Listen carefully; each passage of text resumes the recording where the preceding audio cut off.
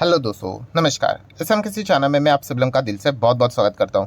सो दोस्तों, इस वीडियो में हम लोग बात करने वाले हैं हमारे देश का सबसे ज़्यादा पॉपुलर चर्चा में रहने वाला ग्रुप, उससे रिलेटेड खबर सामने आ रही है।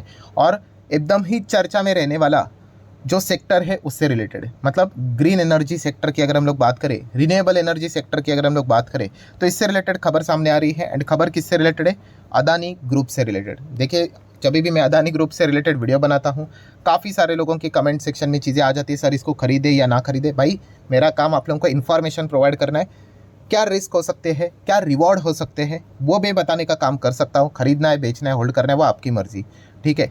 तो अदानी ग्रुप की अगर हम लोग बात करें, पहला जैसे मैंने कहा कि खबर क्या है उसको कवर कर लेते हैं। इस खबर के चलते ऑब्वियसली खबर पॉजिटिव है कि नेगेटिव है वो भी कवर करेंगे। इस खबर के चलते अगर पॉजिटिव है या फिर नेगेटिव है तो किसके ऊपर इम्पैक्ट पड़ेगा, ज़्यादा कौन सा स्टॉक फोकस में रहेगा, ये सारी चीज़ें मैं A to Z कवर यहाँ पे करने वाला। और जैसे मैंने कहा, मैं हमेशा वीडियो में सारी चीज़ें आपको बताता हूँ कि क्या एडवांटेजेस आपके पास रहेंगे अगर आप इस ग्रुप के साथ, इस पर्टिकुलर स्टॉक के साथ जाओगे तो, एंड क्या डिसएडवांटेजेस भी यहाँ पे रह सकते हैं। डिसएडवांटेज मतलब रिस्क की बात करें तो ये सारी चीज़ें यहाँ पे मैं कवर करने वाला हूँ। तो एडवांटेज को आप रिवॉर्ड पकड़ सकते हो एंड डिसएडवांटेज को आप रिस्क पकड़ सकते हो। तो चलिए एक एक पॉइंट को कवर कर लेते हैं। तो सबसे पहले तो अनाउंसमेंट को कवर कर लेते हैं कि अदानी ग्रुप 2.3 लाख करोड़ यहाँ पे आने वाले समय में सिर्फ रिन्यूएबल एनर्जी में यहाँ पे इन्वेस्टमेंट करने जा रहे हैं।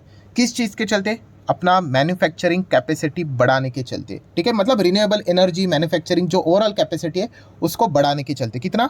1.25 करोड़। ठीक है।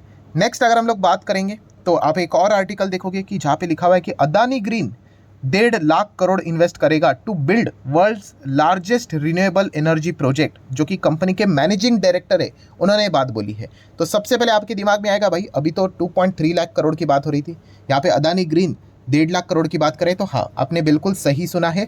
2.3 लाख करोड़ ये ओवरऑल हम लोग को रिन्यूएबल एनर्जी की बात होती हुई देखने को मिली, जो अदानी ग्रुप प्लान कर रहा है, जिसमें से 1.5 लाख करोड़ तो अकेला अदानी ग्रीन यहाँ पे इन्वेस्ट करने वाला है। तो बाकी बचा हुआ कौन निवेश करेगा? तो बाकी बचे हुए अदानी की अलग अलग कंपनियां वो निवेश करने वाले, उसमें से भी सबसे ज़्यादा कौन निवेश करेगा वो भी मैं आपको बता दूंगा। तो सबसे पहले आप लोगों को इतना पता चला, 2.3 में से 1.5 अदानी ग्रीन इतना बड़ा हेवी इन्वेस्टमेंट यहाँ पे करने वाला है। फाइन। देन अगर हम लोग आ जाते हैं दोस्तों वेरी वेरी वेरी इंपॉर्टेंट चीज़ की ओर, कि भाई इतना बड़ा वो इन्वेस्टमेंट करने जा रहे, क्या कल के दिन में हो जाएगी या 4 दिन में? अरे नहीं भाई, 2030 तक की बात हो रही है। हमेशा लंबी अवधि की बातें होती है।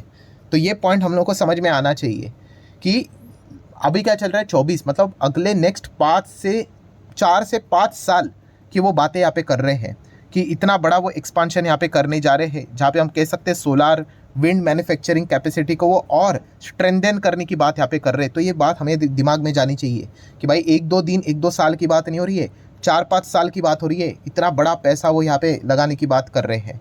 तो ये एक पॉइंट हम लोग को ज़रूर पता है यहाँ पे होना चाहिए। तो जो मैंने पहले आप लोगों को बताया कि अदानी ग्रीन एनर्जी सबसे बड़ा कंट्रीब्यूशन हम लोग को देते हुए देखने को यहाँ पे मिलने वाला है। एंड इसी चीज़ के चलते आप यहाँ पे देख सकते हो, ये कहाँ पे चीज़ हम लोग को होते हुए देखने को मिलने वाली है?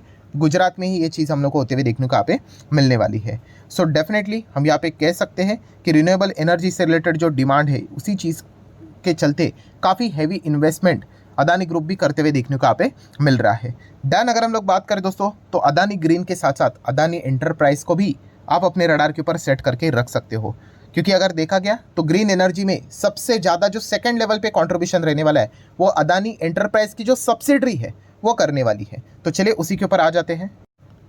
तो ठीक है, अभी मैं आ चुका हूँ अदानी न्यू इंडस्ट्रीज लिमिटेड। आप चाहो तो इसको अनिल के नाम से भी बोल सकते हो, ठीक है, ANIL ऐसा भी बोल सकते हो, whatever. So Adani new industries limited, a unit in the group flagship Adani enterprise limited will invest somewhere around 30,000 crore in expanding solar cell and wind turbine manufacturing capacity at Mundra in Gujarat. So बताने का मकसद क्या है कि सबसे बड़ा हेवी इन्वेस्टमेंट कौन करने वाला है? अदानी ग्रीन, 1.5 लाख करोड़। और उसके बाद और भी कंपनी है बट उसमें से सेकंड नंबर पे कौन है? 30,000 करोड़ इन्वेस्टमेंट करने वाले अदानी एंटरप्राइज की सब्सिडरी कंपनी, ठीक है, जो कि ANIL हम लोग को फिलहाल तो देखने को यहाँ पे मिल रही है। आप इसकी यूनिट बोलो, सब्सिडरी बोलो, वॉट एवर। सो इसीलिए भी जैसे मैंने अभी आप लोगों को यहाँ पे बताया कि अदानी एंटरप्राइज को भी आप चाहो तो अपने रडार के ऊपर रख सकते हो, बट खास करके अदानी ग्रीन ही ज़्यादा रडार के ऊपर रहने वाला है। देन अगर हम लोग ग्रीन एनर्जी की ही बात करें, रिन्यूएबल एनर्जी की बात करें, तो अदानी ग्रीन एनर्जी ये इंडिया की पहली कंपनी बन चुकी है जिसने 10 1000 मेगावाट रिन्यूएबल एनर्जी को क्या किया है, सरपास किया है। तो इस एक पॉइंट को भी आप चाहो तो नोट करके यहाँ पे रख सकते हो। ये सारे हम लोग पॉजिटिव पॉइंट यहाँ पे कवर कर रहे हैं कि बिजनेस से रिलेटेड, एक्सपांशन से रिलेटेड हम लोग को चीज़ें देखने को मिले। और ये सारे पॉइंट्स जो अभी ये वाला पॉइंट भी मैं आपको बता रहा हूँ वो अदानी के ही वेबसाइट के ऊपर से मैं आप लोगों को यहाँ पे बता रहा हूँ। देन नेक्स्ट अगर हम लोग बात करें तो इनका फोकस हम लोग को फिलहाल तो कहाँ पे देखने को मिल रहा है, जो हम लोग को क्लियर कट फिलहाल तो समझ में यहाँ पे आ रहा है कि रिन्यूएबल एनर्जी को ज़्यादा से ज़्यादा बढ़ावा देने के लिए इनका फोकस हम लोग को देखने को यहाँ पे मिल रहा है। अदानी ग्रीन की अगर हम लोग बात करें एंड एंटरप्राइज की बात करें तो इन स्टॉक से रिलेटेड अभी थोड़ा सा हम लोग डिटेल जानने की कोशिश करते हैं। फिलहाल तो 1900 पे चल रहा है, ठीक है। देन अगर हम लोग बात करें तो 5 साल का डेटा अगर आप देखोगे काफ़ी सारा हम लोगों को यहाँ पे बीच में ड्रामा होते हुए देखने को मिला था। हिंडनबर्ग रिपोर्ट उसके बाद यहाँ पे तो नहीं आई थी, यहाँ पे आई थी, बट ओवरऑल टॉप लेवल से काफ़ी ज़ोरदार यहाँ पे गिरा था। फिर उसके बाद काफ़ी अच्छी रिकवरी भी अभी तक देखने को यहाँ पे मिल चुकी है। एंड अभी भी अगर हम लोग के टॉप से अभी भी अच्छा खासा हम लोग को डिस्काउंट के ऊपर देखने को यहाँ पे मिल रहा है, बट सिर्फ डिस्काउंट के ऊपर मिल रहा है इसलिए यहाँ पे जाना चाहिए, तो ऐसा बिल्कुल भी विचार यहाँ पे नहीं करना है। क्योंकि इस ग्रुप की अगर हम लोग बात करें काफ़ी सारे कंट्रोवर्सीज भी हम लोग को देखने को मिल जाते हैं। इलेक्शन का भी पीरियड है, ये भी पॉइंट आप लोगों ने दिमाग में फिट करके यहाँ पे रखना चाहिए, ठीक है। क्योंकि इलेक्शन के जो भी रिजल्ट आएंगे उसका परिणाम इस ग्रुप के ऊपर डायरेक्टली पड़ते हुए देखने को मिलने वाला है। हाँ, वो रिजल्ट कैसे रहेंगे वो आप सभी लोगों को पता ही है, मतलब कौन आएगा कौन नहीं आएगा, उस हिसाब से स्टॉक कितना ऊपर जाएगा नीचे जाएगा ये बच्चे बच्चे को पता है। तो उस हिसाब से आप लोगों ने विचार यहाँ पे करना होता है। बाकी की अगर हम लोग बात करें अदानी एंटरप्राइज भी अगर देखा गया तो उसी हिसाब से हम लोग को चलते हुए देखने को मिल जाता है। तो अभी थोड़ा सा हम लोग रिस्क फैक्टर को भी कवर यहाँ पे करेंगे। जैसे मैंने कहा इलेक्शन का तो पॉइंट है ही है, प्लस उसी के साथ साथ अगर देखा गया अदानी ग्रीन में सबसे बड़ा रिस्क कौन सा है कि जो भी चीज़ें हम लोग को देखने को मिल रही है कि रेवेन्यू इनकम की बात करें, अर्निंग्स के हिसाब से अभी तक इतना कुछ अचीवमेंट देखने को नहीं मिला है। मतलब देखिए अगर आप देखोगे 5 साल में अगर नेट रिटर्न्स भी पकड़ ले 5000% के हिसाब से, तो उस हिसाब से जो प्रॉफिटेबिलिटी देखने को मिलनी चाहिए वो तो कुछ भी नहीं है, कुछ भी मतलब कुछ भी नहीं। तो फिर इतना तेज़ क्यों? तो भविष्य में बहुत बड़ा कुछ यहाँ पे हो सकता है, इस चीज़ के चलते हम लोग को ये तेज़ी देखने को यहाँ पे मिली है। एंड काफ़ी सारे आप सभी लोगों को पता ही है फॉरेन इन्वेस्टर ने भी यहाँ पे पैसा लगाकर यहाँ पे रखा हुआ है। फ्री फ्लोट हम लोग को कम देखने को मिल जाता है, इस चीज़ के चलते भी तेज़ी देखने को यहाँ पे मिल चुकी है। इसी चीज़ के चलते अगर आप देखोगे तो कंपनी का पी भी आप लोगों को बहुत ही हायर लेवल पे देखने को मिलेगा। पी को अगर लोअर लेवल पे लाना है तो क्या करना पड़ेगा, कंपनी का रेवेन्यू सॉलिड तरीके से बढ़ना चाहिए, प्रॉफिट सॉलिड तरीके से बढ़ना चाहिए, अर्निंग सॉलिड तरीके से बढ़ना चाहिए, तो ऑटोमेटिकली पी आप लोगों को नीचे आते हुए देखने को मिल जाएगा। तो इसके लिए कंपनी को ज़्यादा से ज़्यादा रिन्यूएबल एनर्जी के प्रोजेक्ट्स यहाँ पे मिलने चाहिए। एंड जिस प्रकार से अगर हम लोग पॉलिटिकली भी कनेक्शंस की बात करें तो बहुत ही वेल पॉलिटिकली कनेक्टेड ये ग्रुप है। सिर्फ अदानी ग्रुप की बात नहीं होती भाई, बड़े बड़े सारे ग्रुप्स हम लोग को देखने को यहाँ पे मिल ही जाते हैं, ठीक है। आपने देखा ही होगा भाई इलेक्ट्रल बॉन्ड्स भी अगर आप चेक करोगे तो ये सारी चीज़ें चलती है।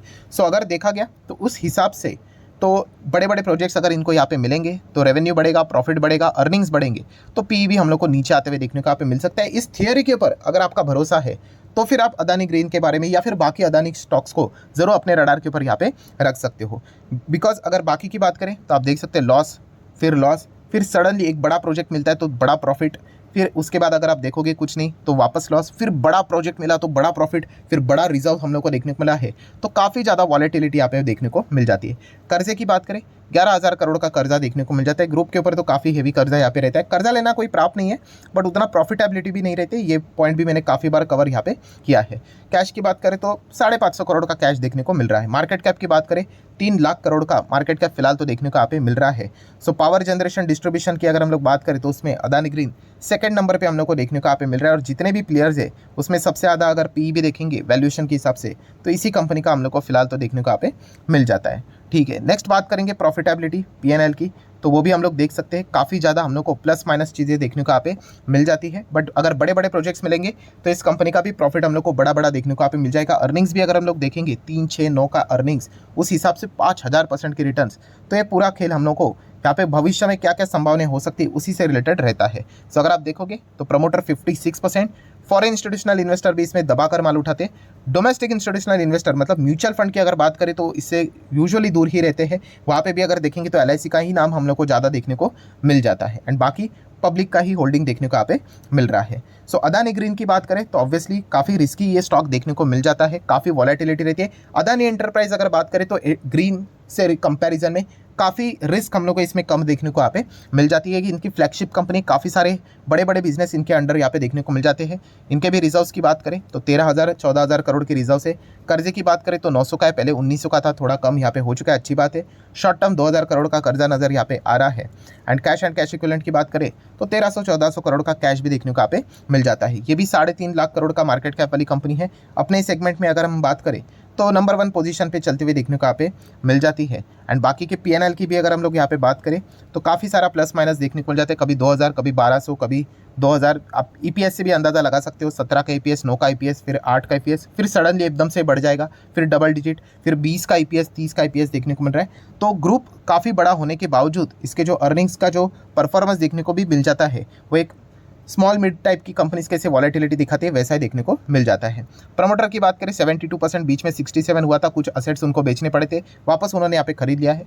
Then again same story, FIs ज़्यादा रहेंगे, डीआईएस कंपैरेटिवली कम रहते हैं। एंड पब्लिक की बात करें तो 7-7.5% की होल्डिंग देखने को मिल जाती है अप्रॉक्सीमेटली। डीआईएस में अगेन एलआईसी का ही कॉन्ट्रीब्यूशन हम लोग को ज़्यादा देखने को यहाँ पे मिल जाता है। पिछले 3 क्वार्टर से धीमे धीमे उन्होंने कुछ माल यहाँ पे बेचा ज़रूर है। सो अदानी ग्रीन की बात करें, अदानी एंटरप्राइज की अगर बात करें तो इन दोनों को स्टडी करने के लिए आप अपने रडार के ऊपर रख सकते हो। अदानी ग्रीन देखा गया तो रिस्क की कैटेगरी में काफ़ी ज़्यादा हम लोग को रिस्क इस पे देखने को यहाँ पे मिल जाती है। जाना है नहीं जाना है वो आपकी मर्जी। बस इतना ही कहना चाहूँगा, अगर आप किसी भी अदानी ग्रुप के शेयर्स में जाते हो तो वॉलेटिलिटी आपको झेलनी आनी चाहिए, ठीक है। वॉलेटिलिटी मतलब ऐसा काफ़ी सारी चीज़ें यहाँ पे चलती है, बीच में ही खबरें आ जाती है, बीच में ही इनको टारगेट भी किया जाता है।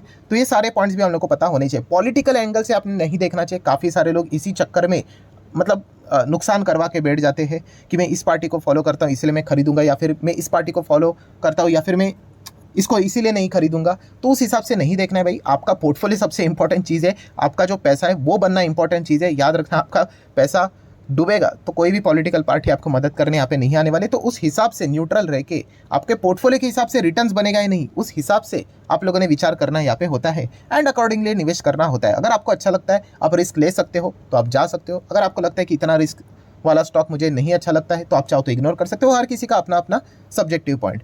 सो आशा करता हूं दोस्तों वीडियो हेल्पफुल लगा होगा, तो चाहो तो आप इसको लाइक एंड शेयर कर सकते हो। मिलते हैं नेक्स्ट वीडियो में, तब तक के लिए बाय बाय।